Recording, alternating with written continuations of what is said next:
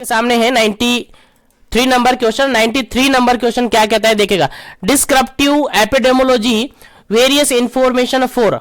Descriptive epidemiology के अंदर various information provide करती है। कौन कौन सी information? Descriptive epidemiology provide the information for. समझ में आ रहा है? Descriptive epidemiology provide the information for. Descriptive epidemiology जो होती है किसके किसके रिगार्डेड इंफॉर्मेशन प्रोवाइड करती है? पहला ऑप्शन यहां पर देखिएगा, making community diagnosis. Second option देखिएगा, provide clue to etiology. Third option देखिएगा, planning organization implementation of the health services. चलिएगा, आंसर बताइएगा क्या करेक्ट आंसर है। और डी ऑप्शन है यहां पर ऑल ऑफ दी अबव। जल्दी से आंसर बताइएगा क्या करेक्ट आंसर है। जो डिस्क्रिप्टिव एपिडेमोलॉजी होती है वो किसके रिगार्डेड इंफॉर्मेशन प्रोवाइड करती है? डिस्क्रिप्टिव एपिडेमोलॉजी किसके रिगार्डेड इंफॉर्मेशन प्रोवाइड करती है? जल्दी से आपको आंसर देना है, फिर करेक्ट आंसर आपको पता चल जाएगा। जल्दी से कीजिएगा।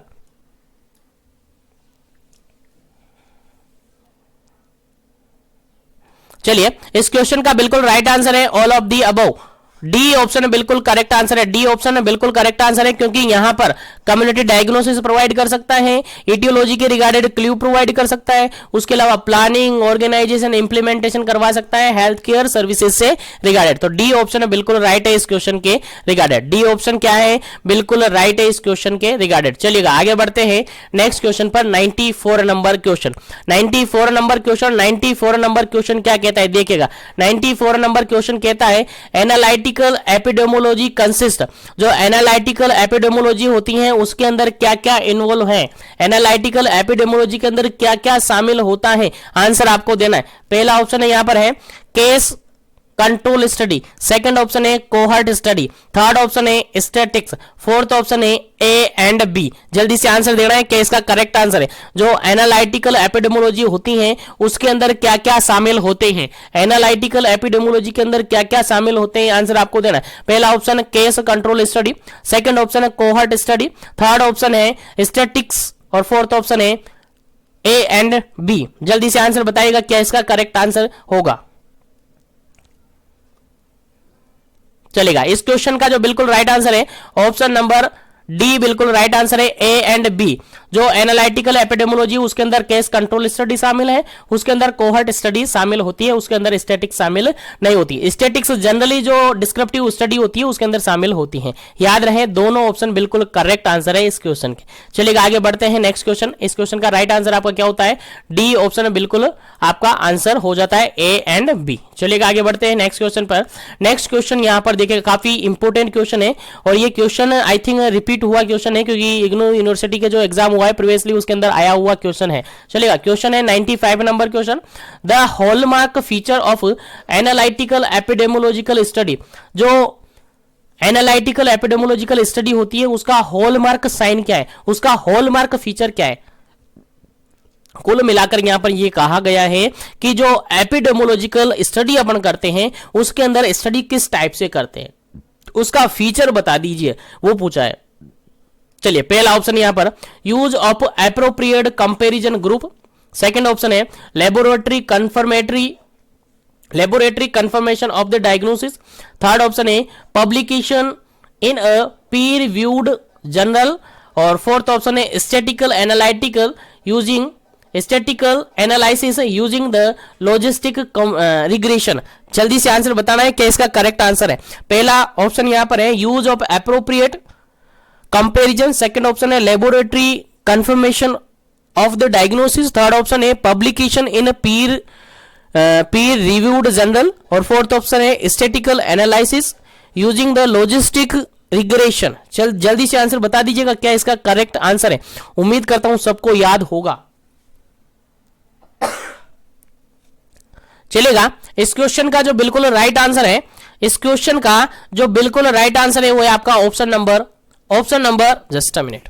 इस क्वेश्चन का जो बिल्कुल राइट आंसर है आपका ऑप्शन नंबर ए बिल्कुल राइट आंसर है। कौन सा बिल्कुल राइट आंसर है? क्योंकि यहां पर देखिएगा जो एनालिटिकल स्टडी होती है, बेसिकली एनालिटिकल एपिडेमियोलॉजिकल जो स्टडी होती है उसके अंदर बेसिकली अभी अपन ने बात की कोहॉर्ट स्टडी और केस कंट्रोल स्टडी दोनों को शामिल किया जाता है, जिनमें बेसिकली दो ग्रुप बनाए जाते हैं, एक केस और दूसरा कंट्रोल। एक केस ग्रुप होता है उसमें, दूसरा कंट्रोल ग्रुप होता है। दोनों के बीच में यानी दो अलग अलग पक्ष बना दिए जाते हैं, उनमें कंट्रोल कंपैरिजन किया जाता है, यानी कंपैरिजन बेसिस पर ये स्टडी होती है। तो इसका बिल्कुल करेक्ट आंसर है option number A, appropriate comparison करवाए जाते हैं, एप्रोप्रिएट कंपैरिजन ग्रुप यहां पर बनवाए जाते हैं और उनके रिगार्डेड यहां पर स्टडी किया जाता है। उम्मीद करता हूं समझ में आ गया होगा क्वेश्चन। तो इस सेशन को लाइक और शेयर कर दीजिएगा।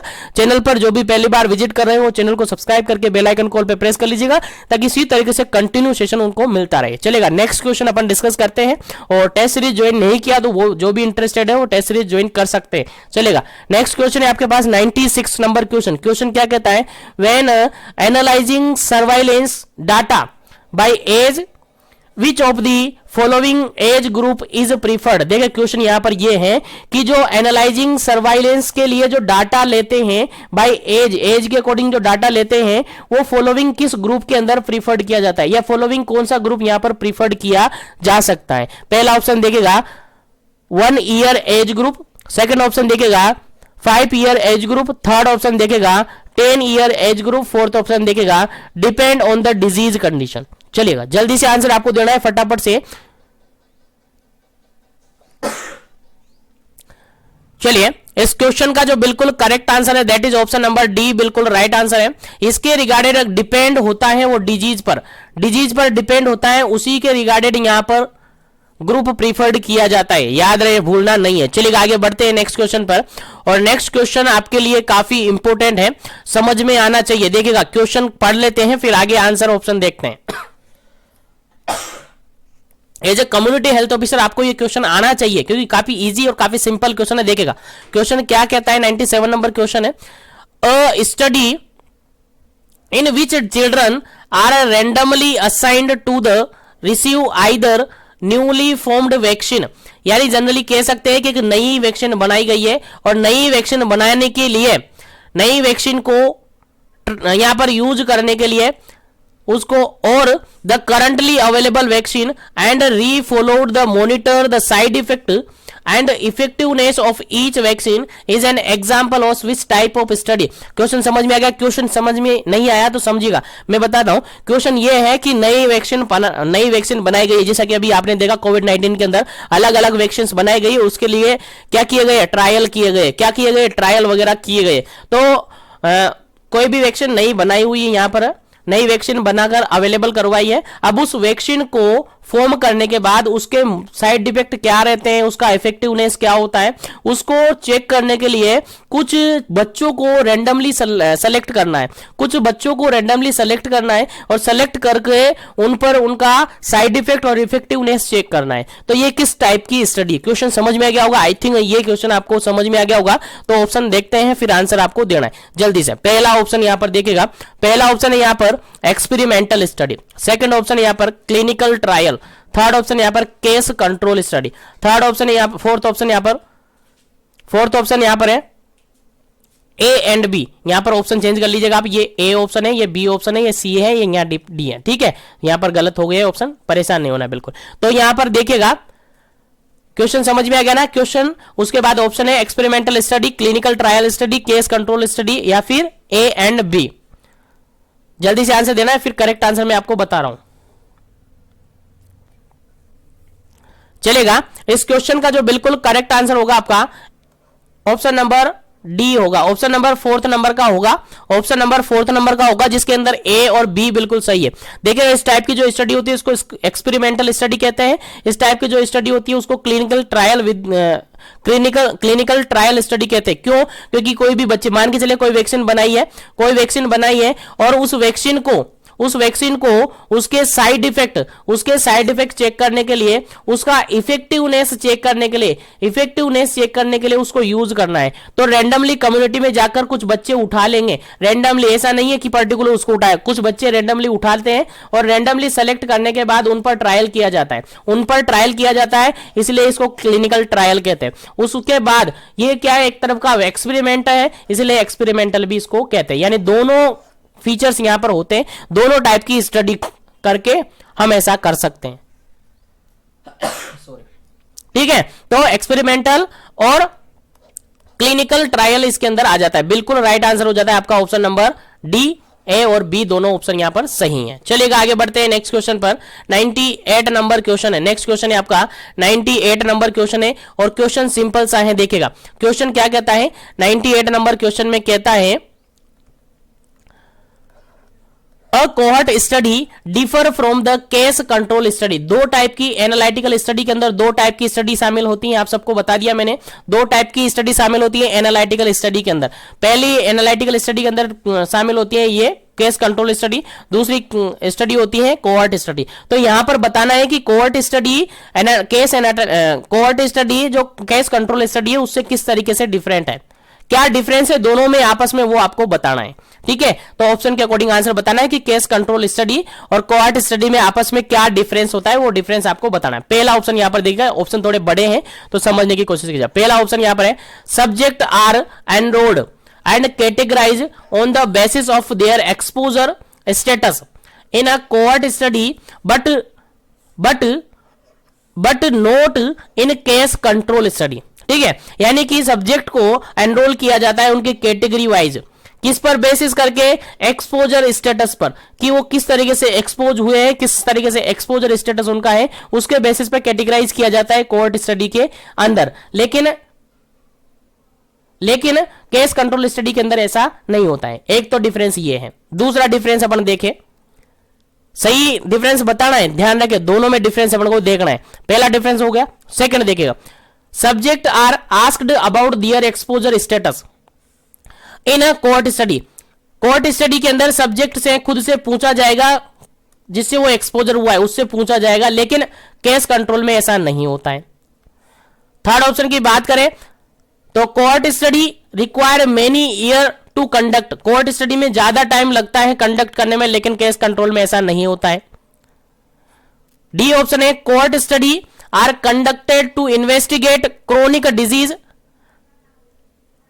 Case control study are use to infection disease.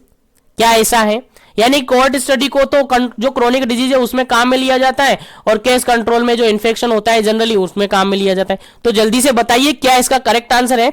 Option मैंने रिपीट कर दिया, एक बार फिर से आप देख सकते हैं, चारों ऑप्शन आपके सामने हैं।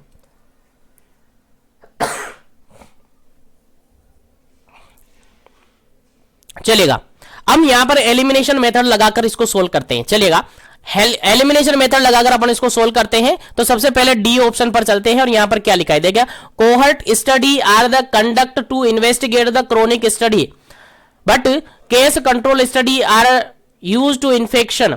ऐसा नहीं है, ये तो गलत है, क्योंकि ऐसा नहीं है कि कोहर्ट स्टडी को केवल क्रोनिक स्टडी के अंदर ही, क्रोनिक डिजीज के अंदर ही काम में लिया जाए, इन्फेक्शन के लिए काम में नहीं लिया जाए, या फिर केस स्टडी को केवल इन्फेक्शन के लिए काम में लिया जाए, इसके लिए काम, ये तो गलत ऑप्शन है आपका, ये तो सही डिफरेंस यहां पर नहीं है। तो डी ऑप्शन आपका कट गया। उसके बाद सी ऑप्शन के ऊपर चलते हैं, cohort study require many year to conduct but case control study do not. देखिएगा यहां पर ये लिखा है कि कोहर्ट स्टडी को कंडक्ट करने के लिए काफी ज्यादा टाइम की जरूरत होती है, काफी ज्यादा सालों की जरूरत होती है, लेकिन केस कंट्रोल में ऐसा नहीं होता है। तो ये भी गलत है, ऐसा भी टाइम पीरियड से भी कोई बॉन्डिंग यहां पर नहीं है। उसके अलावा बात करें बी ऑप्शन की, तो यहां पर देखिएगा subject are asked to their exposure in cohort study. Cohort study के अंदर जो सब्जेक्ट है उससे आस्क किया जाता है, पूछा जाता है स्टडी के बारे में, ठीक है, but note case study, but note case control study, लेकिन केस कंट्रोल स्टडी में ऐसा नहीं होता। ये भी गलत है, ये भी नहीं होता है, ऐसा नहीं होता है। यहां पर फर्स्ट ऑप्शन बिल्कुल करेक्ट आंसर है आपका, फर्स्ट ऑप्शन बिल्कुल करेक्ट आंसर है, क्योंकि यहां पर सब्जेक्ट जो होता है उसको एनरोल किया जाता है और कैटेगराइज किया जाता है, एनरोल किया जाता है और कैटेगराइज किया जाता है कि वो किस तरीके से एक्सपोजर हुआ है, किस तरीके से उसके पास एक्सपोजर स्टेटस है, उसके अकॉर्डिंग उसको कैटेगराइज किया जाता है।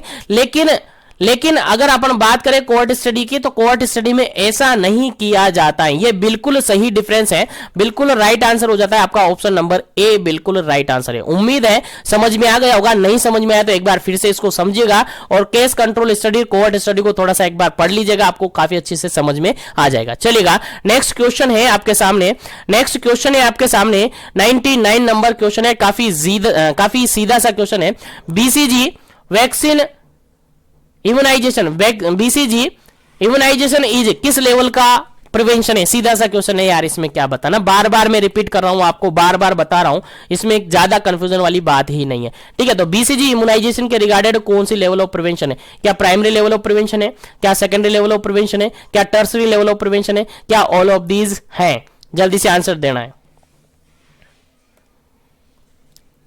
चलेगा, इस क्वेश्चन का जो बिल्कुल राइट आंसर है ऑप्शन नंबर ए ही होगा, क्योंकि जो प्राइमरी लेवल ऑफ प्रिवेंशन है इसके अंदर आपको एक तो लेते हैं हेल्थ प्रमोशन और लेते हैं हेल्थ प्रमोशन लेते हैं और स्पेसिफिक प्रोटेक्शन लेते हैं, ये लेते हैं स्पेसिफिक प्रोटेक्शन लेते हैं। तो हेल्थ प्रमोशन तो अपन एजुकेशन के थ्रू करते हैं और स्पेसिफिक प्रोटेक्शन अपन इम्यूनाइजेशन के थ्रू करते हैं। उसके अलावा कॉन्ट्रासेप्टिव्स अपन यहां पर यूज करते हैं, उसके अलावा अदर कुछ स्पेसिफिक ट्रीटमेंट यहां पर स्पेसिफिक प्रोटेक्शन यहां पर काम में लिए जाते हैं। तो ये सारे टाइप है, ये टाइप है। अगर स्पेसिफिक प्रोटेक्शन की बात की जाए तो प्राइमरी प्रिवेंशन है, और हेल्थ प्रमोशन की बात की जाए तो ये है, अर्ली डायग्नोसिस ट्रीटमेंट की बात की जाए तो सेकेंडरी है, डिसेबिलिटी लिमिटेशन की बात की जाए तो टर्सरी है।